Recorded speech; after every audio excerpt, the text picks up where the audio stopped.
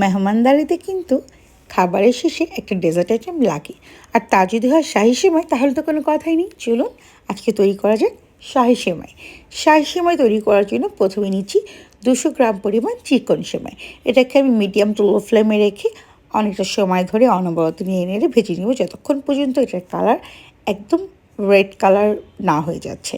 অবশ্যই এটাকে একদম মিডিয়াম টু লো ফ্লেমে রেখে আস্তে আস্তে ভাজবেন যেন কোনোভাবেই পোড়া না লাগে।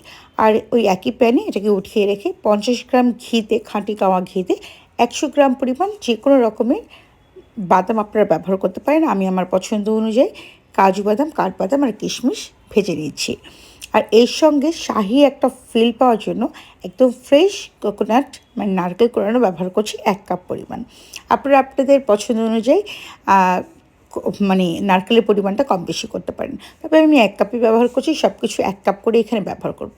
আর এটার থিকনেসটাকে সুন্দর করার জন্য এবং টেস্টটা এবং স্বাস্থ্যসম্মত করার জন্য আমি এখানে ব্যবহার করছি 1 কাপ পরিমাণ সাবুদানা। সাবুদানাটাকে আমি আগে ধুয়ে আধা ঘন্টা নরমাল পানিতে ভিজিয়ে রেখেছিলাম।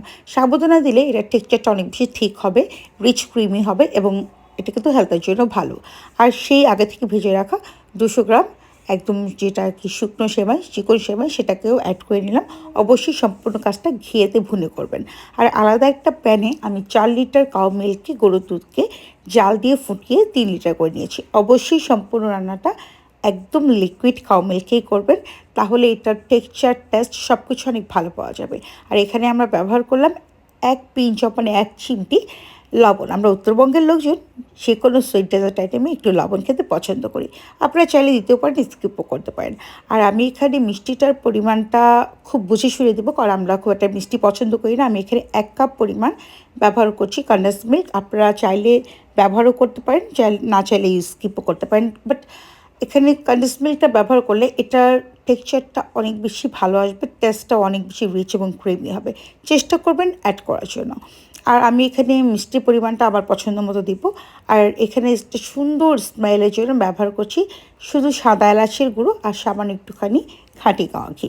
এই দুটো জিনিস অবশ্যই দেওয়ার চেষ্টা করবেন। অবশ্যই করে সেমাই এবং সাবুদানা সেদ্ধ হওয়ার পরে এই চিনিটা ব্যবহার করবেন এবং স্মেলের জন্য ঘি আর এলাচের গুঁড়ো ব্যবহার করবেন। আর মিষ্টিটা আপনারা যে যেরকম খান তেমনটাই ব্যবহার করবেন। এই পর্যায়ে দেখতেই পাচ্ছেন আমার রান্নাটা অলমোস্ট ডান। আর টেক্সচারটাও দেখে বুঝতে পারছেন কত সুন্দর থিক, ক্রিমি এবং রিচ আর অসাধারণ একটা স্মেল, যেটা শেয়ার করতে পারছি না। আমার রান্না কিন্তু ডান। এ পর্যায়ে আমি সার্ভ করে নিব। আর অবশ্যই এটাকে লিকুইডই রাখার চেষ্টা করবেন, এই জন্যই মিল্কটার পরিমাণ একটু বেশি দেবেন, যেন ঠান্ডা হয়ে গেলেও এটা একটা লিকুইডই টেক্সচারে থাকে।